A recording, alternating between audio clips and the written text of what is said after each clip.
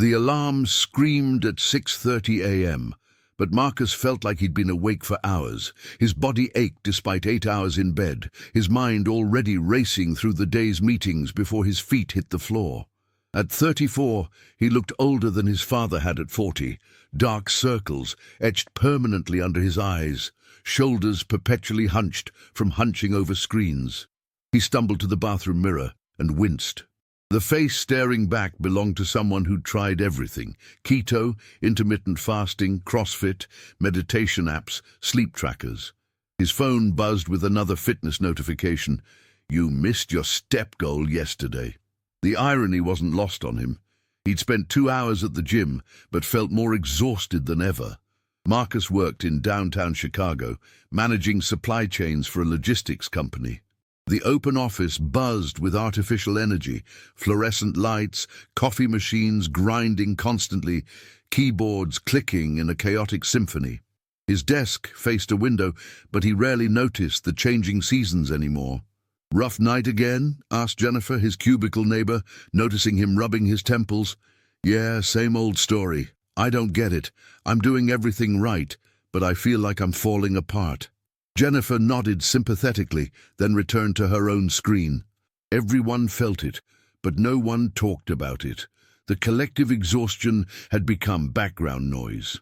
During lunch, Marcus found himself in the break room with Kenji, a quiet Japanese contractor who joined their team 6 months ago. While Marcus microwaved leftover pizza, Kenji carefully arranged small portions of rice, vegetables and fish in what looked like a child's lunchbox. "That's not much food," Marcus observed, trying not to sound judgmental. Kenji smiled. "In Japan, we say, hara hachi bu, eat until you're 80% full.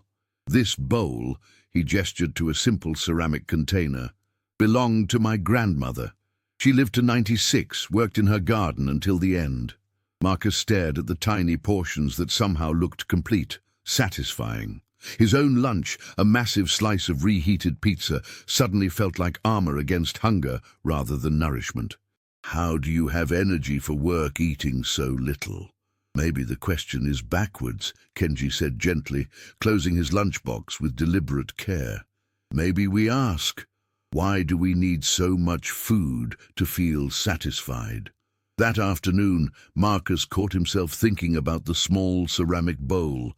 Something about the way Kenji held it, the ritual of arranging food with attention rather than wolfing it down while scrolling through emails. It seemed absurd, revolutionary and ancient at the same time. That evening, rummaging through his grandmother's old dishes in the back of his kitchen cabinet, Marcus found a small rice bowl he'd forgotten he owned. Simple white ceramic, slightly worn from decades of use. He held it in both hands, feeling its weight, imagining all the meals it had witnessed. For the first time in months, he felt curious instead of desperate.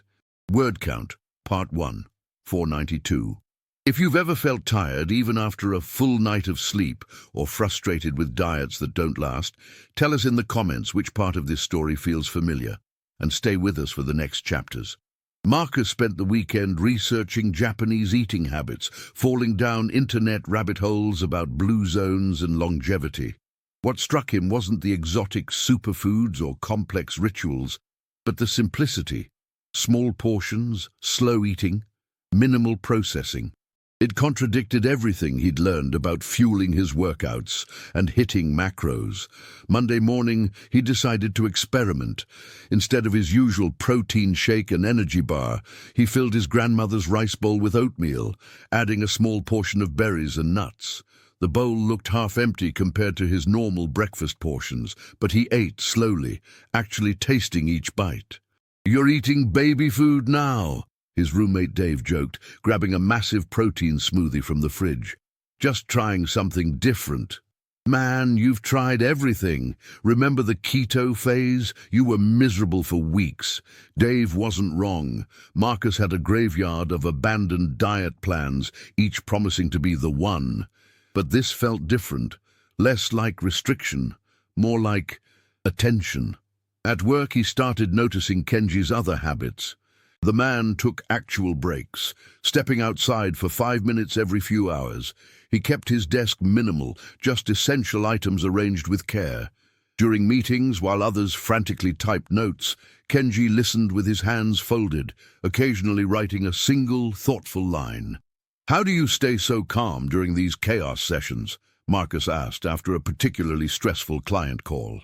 "In Japanese business culture, we practice hansei, reflection before reaction. When overwhelmed, I count my breaths. 10 counts in, 10 counts out. That's it. The nervous system needs reset signals. Your culture says push through, but pushed metal breaks eventually." That afternoon, Marcus tried the breathing technique during a budget review meeting. Instead of his usual anxiety spiral, heart racing, mind jumping to worst-case scenarios, he counted breaths. 10 in, 10 out. The meeting didn't get less stressful, but something shifted in his response to it. The rice bowl became his anchor, breakfast, lunch, dinner, each meal measured by this simple container, not as punishment or restriction, but as a template for enough. He found himself chewing more, tasting food instead of consuming it while distracted. Jennifer noticed first. "You seem different, less frantic." "Different how?" "I don't know. You're not constantly snacking or complaining about being tired." It was true. The 3 p.m. energy crash that usually sent him to the vending machine had mysteriously disappeared. His sleep tracker showed the same 8 hours, but he woke feeling more rested. 2 weeks in, Marcus faced his first real test. The team was working late on a major deadline, ordering pizza and energy drinks for an all-nighter. The old Marcus would have stress-eaten half a pizza while coding. Instead, he took 2 small slices, arranged them on his rice bowl, and ate deliberately. "You're seriously portion-controlling pizza right now?" Dave laughed when Marcus got home at midnight. "Yeah, actually, and I feel fine. Not stuffed, not crashing. Whatever works, man. You do look better. Less puffy." Lying in bed, Marcus reflected on Kenji's words about pushed metal breaking. Maybe the problem wasn't that he lacked discipline. Maybe he'd been disciplining himself in the wrong direction, toward more instead of enough, harder instead of smarter, pushing instead of flowing. The rice bowl sat on his nightstand, a quiet reminder that sometimes the most radical thing you can do is eat like your grandmother did. Word count, Part 2, 498. 3 weeks into his rice bowl experiment, Marcus visited Dr. Peterson for his quarterly checkup. He'd been dreading it. Last time, his blood pressure had been borderline high, and his weight had crept up despite hours at the gym. "Well, this is interesting," Dr. Peterson said, reviewing the results. "Your blood pressure is down, you've lost 8 pounds, and your resting heart rate has improved. What changed?" Marcus felt slightly embarrassed explaining the rice bowl strategy. It sounded ridiculous compared to the complex workout and nutrition plans he'd tried before. "So you're eating smaller portions and chewing more slowly?" Dr. Peterson looked puzzled. "That's actually quite smart. The Japanese have some of the lowest rates of obesity and heart disease globally. Their traditional eating patterns emphasize satiety cues over calorie counting. I thought I needed to eat more to fuel my workouts. Your previous approach was creating chronic stress, large meals, intense exercise, constant stimulation. Your nervous system never had a chance to rest and digest properly." Leaving the clinic, Marcus felt a quiet vindication. The numbers didn't lie, even if the method seemed almost too simple. But not everyone celebrated his changes. Dave grew increasingly critical, calling the rice bowl a weird obsession and making jokes about Marcus turning Japanese. The comments stung more than Marcus expected. "You're becoming one of those health nuts," Dave said over dinner. "Next, you'll be meditating and burning incense. I'm just eating smaller portions. How is that weird?" "Because it's, I don't know, extreme. Just eat normally." Marcus realized normal in their apartment meant massive servings, eating while watching TV, and treating food as entertainment rather than nourishment. His rice bowl ritual, placing it on the table, serving food mindfully, eating without distraction, suddenly felt revolutionary. At work, Kenji noticed Marcus's consistency with the smaller portions and slower eating pace. "You're practicing Ichigo Ichi," Kenji observed. "One moment, one meeting. Each meal gets your full attention." "It's harder than it sounds. Everyone thinks I'm being weird. Change always looks strange from the outside. In Japan, we understand that what appears effortless requires much discipline. Just different discipline than force." Marcus was discovering the truth of this. Eating from the rice bowl required constant presence. He couldn't mindlessly grab handfuls of chips while working.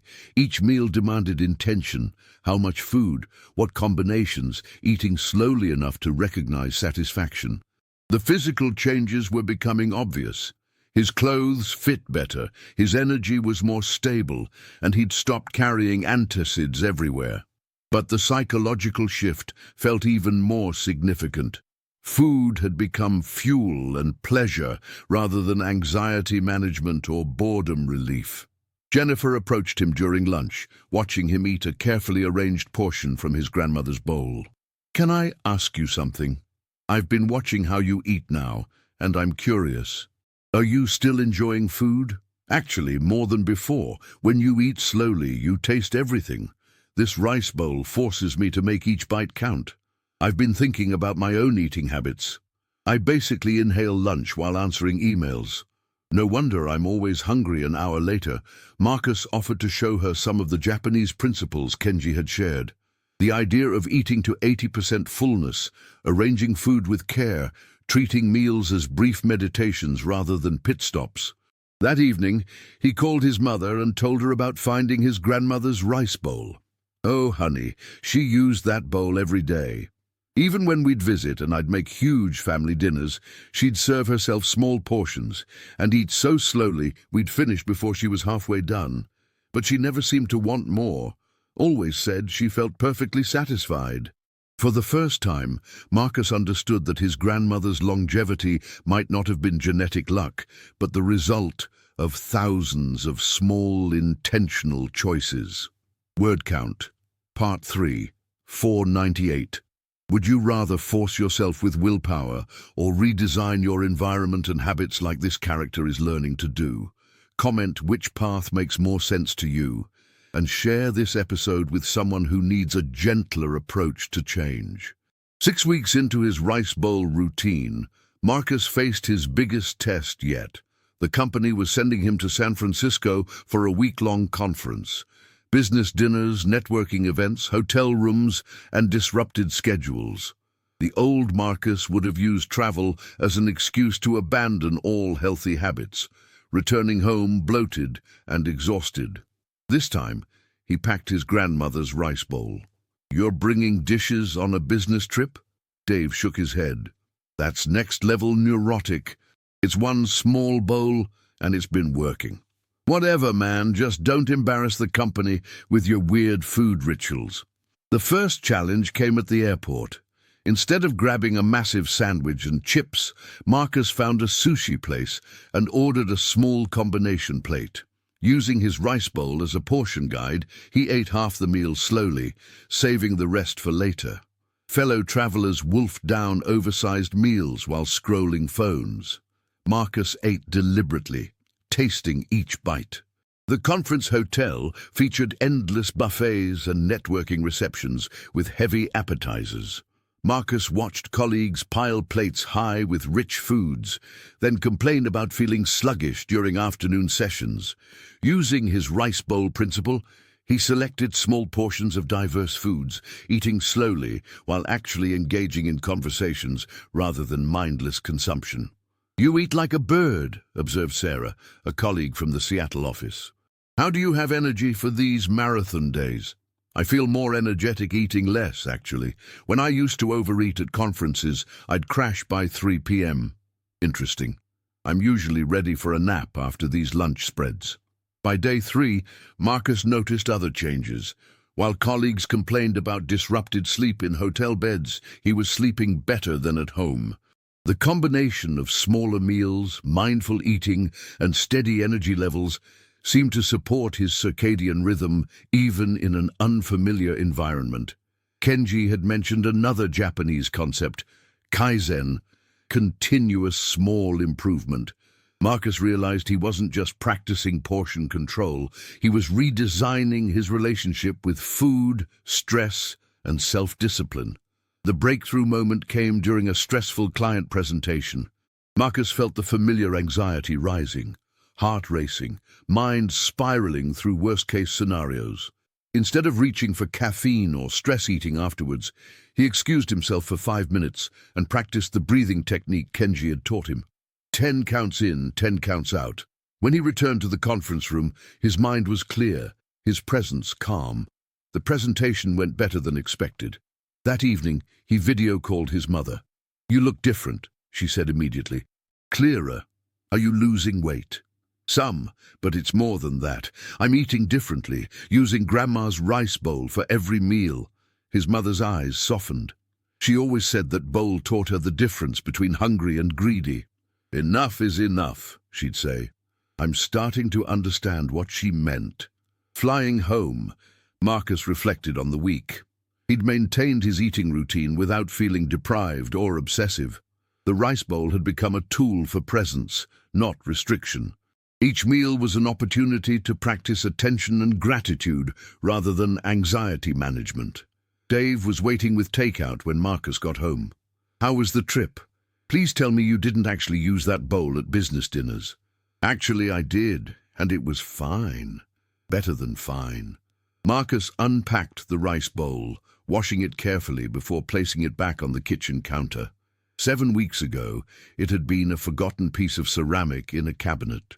Now it felt like a compass, pointing him toward a way of living he hadn't known was possible. The scale showed he'd lost 15 pounds total, but that seemed almost secondary to the deeper changes. His relationship with hunger had shifted from panic to curiosity.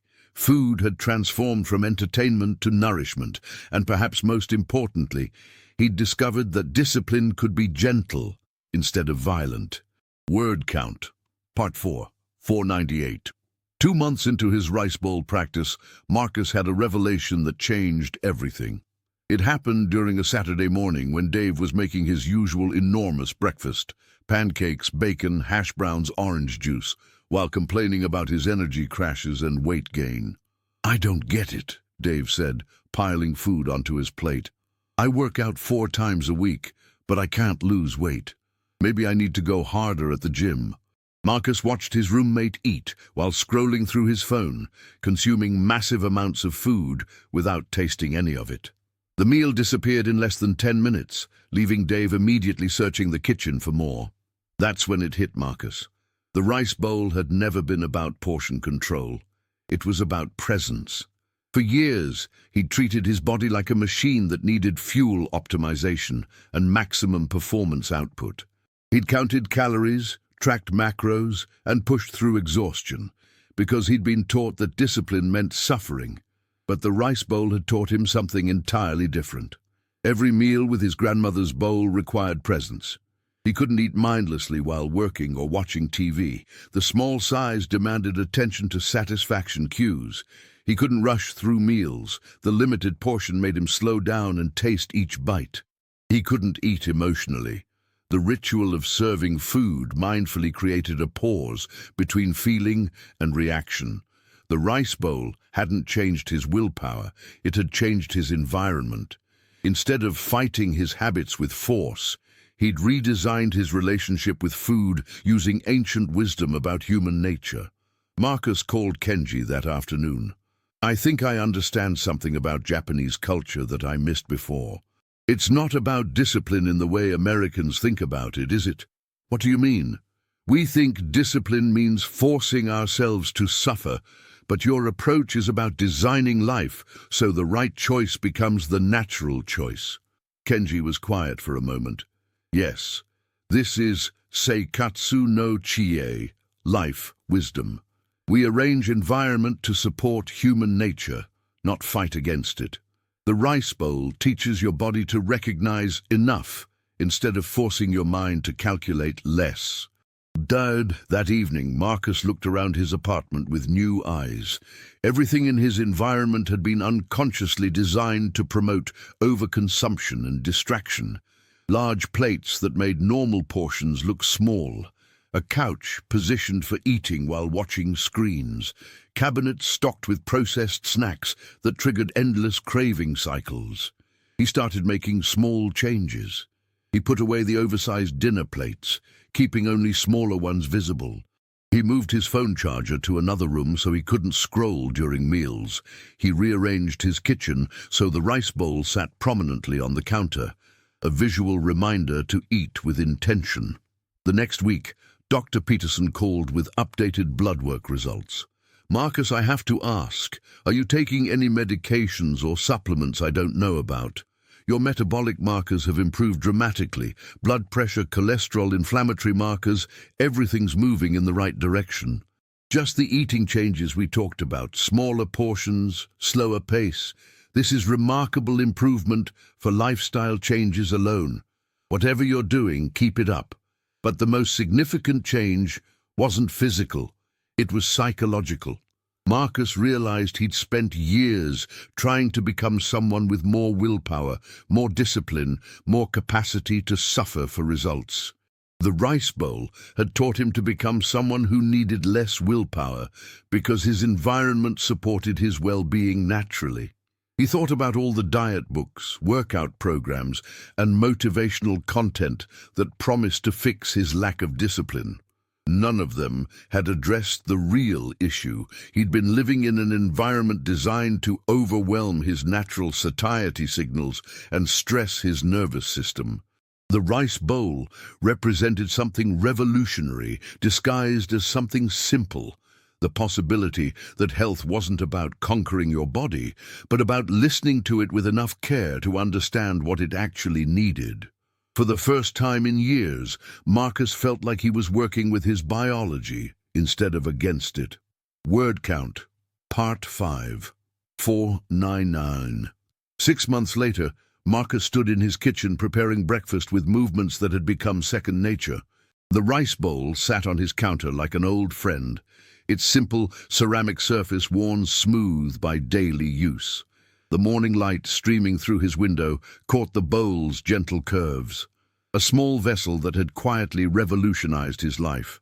His routine had evolved into something that felt less like discipline and more like devotion.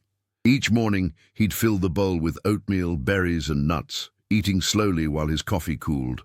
No phone, no news, no distractions, just the simple act of nourishing his body with attention. Dave had moved out the previous month, unable to tolerate what he called Marcus's obsession with weird health stuff. But Marcus felt only relief. Living alone allowed him to design an environment that supported presence rather than chaos. "You look 10 years younger," his mother said during her visit for his 35th birthday. "And you seem calmer, more like yourself somehow." "I feel like I found something I didn't know I'd lost," Marcus replied, serving dinner in small portions arranged with care. His mother picked up the rice bowl, turning it over in her hands. "Your grandmother would be so happy to see you using this every day. She always said this bowl taught her the most important thing about life." "What was that?" "That enough is a feeling, not a number." At work, Marcus had become known for his steady energy and clear thinking during stressful periods. While colleagues crashed from caffeine and sugar cycles, he maintained consistent focus. Jennifer had started bringing her own small bowl to work, curious about the changes she'd witnessed in Marcus. Kenji had accepted a position back in Tokyo, but not before sharing one final insight. "You understand now that discipline is not about force," Kenji said during their farewell lunch. "It's about creating harmony between your environment and your nature." The rice bowl was just the beginning. "What do you mean?" "Watch how this awareness spreads to other areas: sleep, work, relationships. Once you learn to listen instead of forcing, everything changes." Kenji was right. The presence Marcus had cultivated during meals had begun influencing other areas of his life. He'd started going to bed earlier, waking without an alarm, and taking actual breaks during workdays. His apartment had gradually transformed into a space that promoted calm rather than stimulation. Dr. Peterson had used Marcus's case in a presentation about lifestyle medicine, noting the dramatic improvements in all his health markers achieved through simple environmental changes rather than medications or extreme interventions. But the most profound change was internal. Marcus had stopped seeing his body as something to be conquered and started treating it as something to be understood. The rice bowl had taught him that his grandmother's generation had possessed wisdom about human nature that his culture had forgotten, that sustainable well-being came from working with biological design, not against it. One evening, while washing his grandmother's rice bowl after dinner, Marcus reflected on the strange journey that had brought him here. A year ago, he'd been trapped in cycles of exhaustion, overeating, and self-criticism, believing that health required more suffering and stronger willpower. Now he understood that the path to vitality was paved with small, consistent practices that honored rather than punished the body. The rice bowl had been his teacher, showing him that ancient wisdom often appeared mundane to modern eyes, but carried transformative power for those patient enough to practice it. As he dried the bowl and placed it carefully on the counter for tomorrow's breakfast, Marcus smiled. In a world obsessed with optimization and extremes, he'd discovered that the most radical act was simply eating like his grandmother had, with attention, gratitude, and respect for the simple miracle of enough. Word count, Part 6, 498. If this story reminded you that real transformation comes from small habits repeated over time, not from overnight fixes, subscribe to the channel, tell us which country you watch from, and invite someone to start this journey with you in the next story. Total word count, 2,983.